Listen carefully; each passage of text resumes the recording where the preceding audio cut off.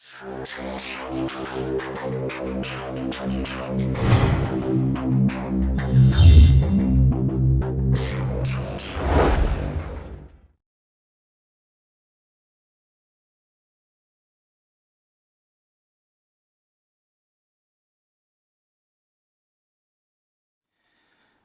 allons vous présenter aujourd'hui un petit objet très simple mais très pratique pour la plupart des modélistes.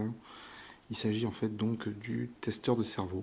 Voilà, donc ce testeur de cerveau, c'est un objet relativement petit, plutôt simple en apparence et qui va permettre donc tout simplement, comme son nom l'indique, de tester le fonctionnement des cerveaux et d'autres fonctionnalités que nous allons voir. Alors, pour vous détailler un petit peu le produit, un serveur de test de cerveau se présente donc avec d'un côté de quoi connecter une batterie. Voilà, une batterie entre 4,8 et 6 volts, donc 4 éléments ou 5 éléments NiMH par exemple. De l'autre côté, ici sur ce testeur, la possibilité de brancher jusqu'à 3 cerveaux simultanément pour en tester 3 à la fois. Voilà. Alors, sur la face avant, on y trouve un potentiomètre, un bouton ici de sélection pour sélectionner le programme de fonctionnement et 3 LED en haut qui vont donc indiquer le mode de fonctionnement choisi.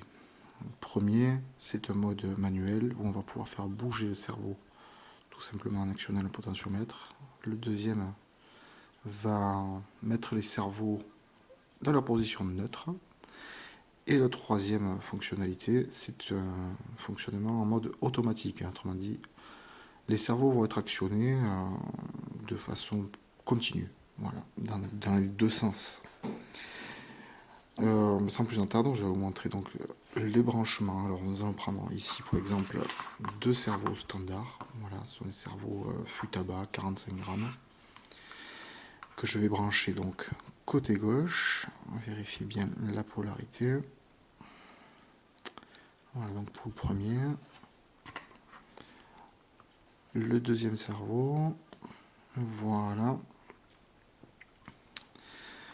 Ensuite, je prends donc ici pour mon exemple une batterie, donc un pack de AQ fait maison, c'est un IMH 1900 mAh, 5 éléments, donc 6 volts. 6 volts. Je le connecte côté droit.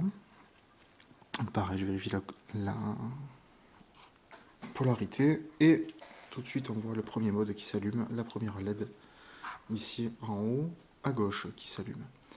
Donc cela signifie que je suis en mode manuel. Autrement dit, lorsque j'actionne le potentiomètre, je ne sais pas si on le voit bien, la caméra. Alors, donc lorsque j'actionne le potentiomètre, on va faire bouger donc les cerveaux. Voilà, je vais le rapprocher un petit peu. Voilà, donc je tourne et voilà, les palonniers bougent donc proportionnellement au mouvement que je leur donne. Je vais actionner le deuxième mode ici et regardez bien, donc je vais mettre les palonniers en butée.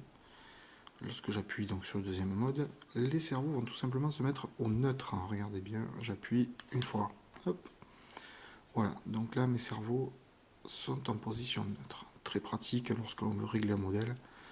Par exemple, d'utiliser donc ce testeur de cerveau, de mettre les cerveaux en neutre et ainsi mettre les tringles directement à la bonne dimension. Le troisième mode, donc j'appuie une nouvelle fois sur le bouton qui se trouve ici, le bouton de menu, donc va faire bouger les cerveaux de façon automatique. Je ne vais rien faire de plus. J'appuie une fois, hop, et voilà, les cerveaux se mettent donc à tourner dans un sens et dans l'autre de façon continue et régulière. Voilà, il suffit que je rappuie et je reviens au premier mode.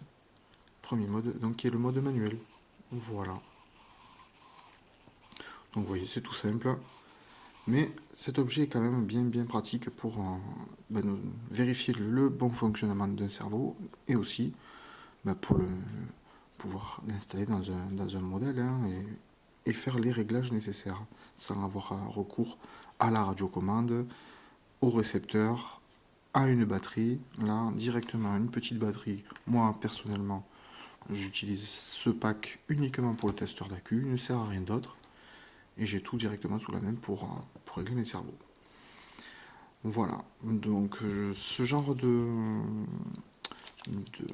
petit appareil très pratique et surtout pas cher. Parce que par exemple, le mien, eh bien, je l'ai trouvé sur un site de vente en ligne chinois pour tout simplement pour une somme d'environ 2 euros.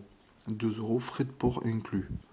Donc c'est vous dire, hein, c'est pas la peine de s'en priver, on peut même en commander 3-4 au cas où celui-ci lâche. Alors c'est vrai que le boîtier est plutôt souple, vous voyez, c'est du plastique rigide en fait, hein, qui protège toute la partie électronique. Mais bon, si on stocke ça dans un endroit qui ne crème pas, il n'y a aucun problème. Voilà.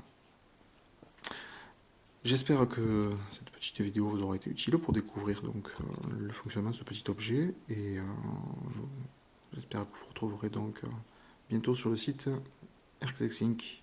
Voilà, je vous remercie.